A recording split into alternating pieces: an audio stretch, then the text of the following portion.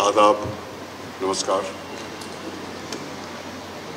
एक अंग्रेजी कवि ने की एक पंक्ति है, Lives of great men all remind us how to keep our lives sublime, and departing, leave behind us footprints on the sands of time. Doctor Narendra Dabholkar उन्हीं महान व्यक्तियों में से एक थे जिनके कदमों के निशान मिटने के बजाय और गहरे होते जाएंगे जब तक दुनिया में ज़रा सी भी इंसानियत बाकी है। और मुझ जैसे इंसान को फ़ख्र होता है इस बात पे कि मैं उसी युग में जिया जब नरेंद्र दाभोलकर जैसे लोग प्रेरणा का स्रोत बने मेरे लिए। और सिर्फ नरेंद्र दाभोलकर साहब ही नहीं, पानसारे साहब, कलबुर्गी साहब, गौरी लंकेश और वो अनगिनत अध्यापक, एक्टिविस्ट्स, अध्यापक, बुद्धिजीवी जो कब से जेल में हैं और पता नहीं कब तक जेल में रहेंगे, जिनका गुनाह है सिर्फ सच बोलना। मुझे लगता है और ये सिर्फ हमारे ही देश में नहीं हो रहा अंधविश्वास का राज।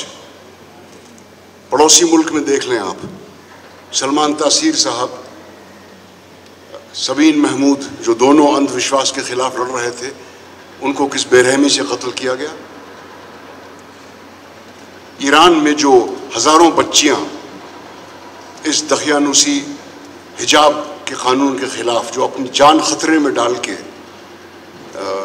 आंदोलन चला रही हैं, ऐसे लोगों से और मुझ जैसे लोग अपने आप को अपना सौभाग्य मानते हैं इस बात का कि हमने उसी वातावरण में सांस ली जिसमें इन लोगों ने, इन आइडियलिस्टिक लोगों ने, जिनसे हमें सबक सीखना चाहिए।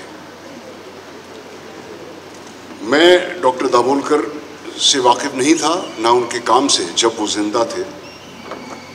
उनकी मौत के बाद उनके बारे में मालूम हुआ थोड़ा बहुत, और फिर उनके बेटे हामिद के साथ कुछ वक्त गुजारने का मौका भी मुझे मिला, तो जानकारी थोड़ी सी बढ़ी और हैरत हुई मुझे सुनकर कि कोई ऐसा इंसान हो सकता है जो अपनी आस्था को अपनी जान से ज़्यादा अजीज समझे। और मुझे याद आया अपना बचपन, जब एक मौलवी साहब हमें कुरान पढ़ाने आया करते थे और वो इस तरह की बेवकूफ़ी की बातें करते थे पूरे यकीन के साथ कि ज़मीन चपटी है और सूरज जो है वो ज़मीन के इर्द गिर्द घूमता है और ज़मीन घूमती बिल्कुल नहीं है, अगर घूमती तो तुम गिर ना जाते, और जब मरोगे तो जन्नत में तुम्हें 75 हूरें मिलेंगी, इत्यादि नॉनसेंस किस्म की बातें। और मैं मेरे ख्याल से 4 या 5 साल का था, लेकिन मेरे रोंगटे खड़े हो जाते थे उनकी बातें सुनकर, जिस यकीन से वो ये बातें कहते थे। उसी यकीन से डॉक्टर कलबुर्गी, डॉक्टर दाभोलकर, पानसारे साहब, सबीना महमूद, गौरी लंकेश ने भी ये बातें अपने अकीदे की कही हैं। और ज़रूरी है कि हम में वही विश्वास पैदा हो इस अंधविश्वास के अंधेरे से जूझने के लिए जो उन बेवकूफ़ अनपढ़ मौलानाओं में था जो कुरान का गलत अनुवाद किया करते थे। और जैसा कि मैंने कहा कि मैं दाभोलकर साहब के बारे में ज़्यादा जानता था नहीं, और शुक्र अदा करता हूँ इस बात का कि जो लोग उनसे वाकिफ़ थे, जो उनके करीब थे, वो अपनी बातें कह सके। मैं ना सियासतदान हूँ, ना किसी पार्टी से मेरा कोई जुड़ाव है, मैं महज एक एक्टर हूँ। और एक्टर का काम होता है अपने जज्बात को लेखक के शब्दों के ज़रिए पेश करना। तो मैं भाषण देने की बजाय वही करूँगा जो एक एक्टर को करना चाहिए। मैं आप लोगों को एक छोटी सी कहानी सुनाऊँगा, श्री हरिशंकर पारसाई जी की लिखी हुई। ये कहानी डॉक्टर दाभोलकर की ज़िंदगी से, जो बहुत ही वेरिड थी और हज़ारों काम उन्होंने अपनी ज़िंदगी में किए, उससे कोई डायरेक्ट कनेक्शन नहीं है। कनेक्शन अगर है तो उस संस्था से है और उस शासन से है जो इजाज़त देती है कि उसके दो हरकारे ये बहादुरी का काम करें कि एक अकेले शांत निहत्थे इंसान को गोली मारकर उसे ख़त्म करें और फिर भाग लें, और 10 साल गुजर जाएं कि वो खूनियों की पहचान अभी तक नहीं हो पाई। उस शासन के खिलाफ ये पारसाई जी का एक व्यंग है जिसका उन्वान है, जिसका शीर्षक है भेड़ और भेड़िए। एक बार एक वन के पशुओं को ऐसा लगा कि वे सभ्यता के उस स्तर पर पहुंच गए हैं जहां उन्हें एक अच्छी शासन व्यवस्था अपनानी चाहिए। शीघ्र ही एक समिति बनी, शीघ्र ही विधान बन गया और शीघ्र ही एक पंचायत के निर्माण की घोषणा हो गई जिसमें वन के तमाम पशुओं के द्वारा निर्वाचित प्रतिनिधि हों जो वन प्रदेश के लिए कानून बनाएं और शासन करें। पशु समाज में इस क्रांतिकारी परिवर्तन से हर्ष की लहर दौड़ गई कि सुख, समृद्धि और सुरक्षा का स्वर्ण युग अब आया और अब आया। जिस वन प्रदेश में हमारी कहानी ने चरण धरे हैं उसमें भेड़ें बहुत थीं। भेड़ें निहायत नेक, ईमानदार, कोमल, विनयी, दयालु, निर्दोष पशु जो घास को भी फूंक फूंक कर खाता है। भेड़ों ने सोचा कि अब हमारा भय दूर हो जाएगा, हम अपने प्रतिनिधियों से कानून बनवाएंगे कि सब जिए और जीने दें। और इधर भेड़ियों ने सोचा कि हमारा अब संकट काल आया। भेड़ों की संख्या इतनी अधिक है कि पंचायत में उनका ही बहुमत होगा, और अगर उन्होंने कानून बनाया कि कोई पशु किसी को ना मारे तो हम खाएंगे क्या? क्या हमें घास चरना पड़ेगी? ज्यों-ज्यों चुनाव समीप आता भेड़ों का उल्लास बढ़ता जाता और भेड़ियों की चिंता भी। एक दिन एक बूढ़े सियार जो भेड़ियों के आसपास घूमते रहते हैं और जो उनकी बची कुची हड्डियां चबाते रहते हैं उनके खाने की, एक बूढ़े सियार ने बड़ी गंभीरता से भेड़िए से पूछा, महाराज आपके मुखचंद्र पर चिंता के मेघ क्यों छाए हुए हैं?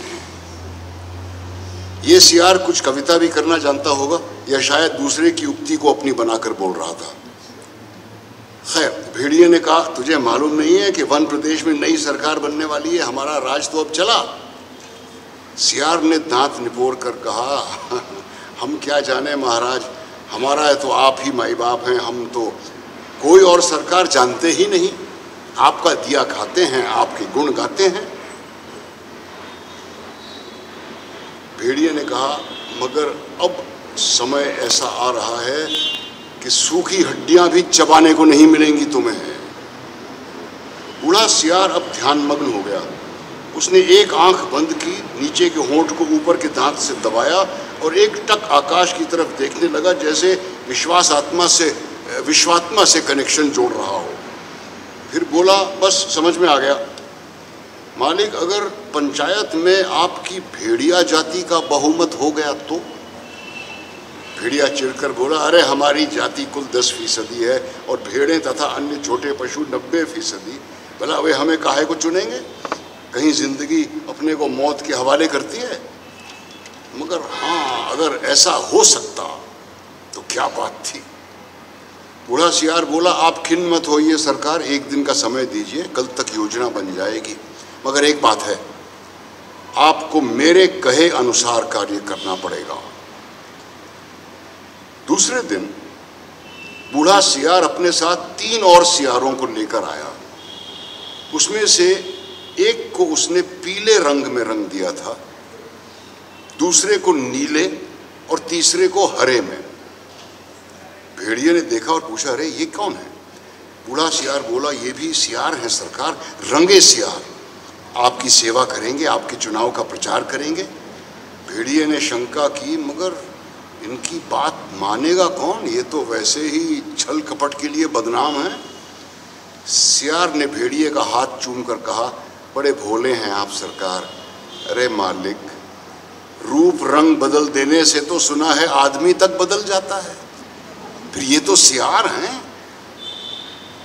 और तब बूढ़े सियार ने भेड़िए का रूप बदला, मस्तक पर तिलक लगाया, गले में कंठी पहनाई और मुंह में घास के तिनके खोस दिए और बोला, अब आप पूरे संत हो गए हैं, अब भेड़ों की सभा में चलते हैं, मगर ख्याल रखना अपनी हिंसक आंखों को ऊपर मत उठाना, हमेशा जमीन की ओर रखना और देखना, बोलना मत, नहीं तो सब पोल खुल जाएगी। भेड़िए ने पूछा, लेकिन ये रंगे सियार ये क्या करेंगे, किस काम आएंगे? बूढ़ा सियार बोला, ये बड़े काम के हैं, आपका सारा प्रचार तो यही करेंगे, इन्हीं के बल पर आप चुनाव लड़ेंगे। ये पीला वाला बड़ा विद्वान, विचारक, कवि और लेखक है, ये नीला सियार नेता और पत्रकार है, और ये हरा धर्म गुरु है। ये तीनों सच्चे नहीं रंगे हुए हैं महाराज, अब चलिए चलिए, देर मत कीजिए। और वो चले। मौत कीजिएगा। आगे आगे बूढ़ा सियार था, उसके पीछे रंगे सियारों के बीच भेड़िया चल रहा था, मस्तक पर तिलक, गले में कंठी, मुख में घास के तिनके, धीरे धीरे चल रहा था, अत्यंत गंभीरता पूर्वक सिर झुकाए, विनय की मूर्ति। उधर एक स्थान पर सहस्त्रों भेड़ें इकट्ठी हो गई थीं, उस संत के दर्शन के लिए जिसकी चर्चा बड़े सियार ने फैला रखी थी। चारों सियार भेड़िए की जय बोलते हुए आगे बढ़े। बूढ़े सियार ने एक बार जोर से संत भेड़िए की जय बोली। भेड़ों में पहले से ही यहाँ वहाँ बैठे सियारों ने भी जय जय ध्वनि की। भेड़ों ने देखा तो बोले, अरे ये भागो, ये तो भेड़िया है। तुरंत बूढ़े सियार ने उन्हें रोक कर कहा, भाइयों और बहनों, अब भय मत करो, भेड़िया राजा संत हो गए हैं, उन्होंने हिंसा बिल्कुल छोड़ दी है, उनका हृदय परिवर्तन हो गया है, वो आज 7 दिनों से घास खा रहे हैं, रात दिन भगवान के भजन और परोपकार में लगे रहते हैं। उन्होंने अपना जीवन मात्र की सेवा के लिए अर्पित कर दिया है। अब वो किसी का दिल नहीं दुखाएंगे, किसी को का रोम तक नहीं छुएंगे। भेड़ों से उन्हें विशेष प्रेम है। उनकी अपनी भेड़िया जाति ने जो अत्याचार आप पर किए हैं, उनके कारण भेड़िया संत का माथा लज्जा से जो झुका है, तो झुका ही रहा है। अब तो वो सर्वस्व त्याग चुके हैं, अब आप उनसे भय मत करें, उन्हें अपना भाई समझें।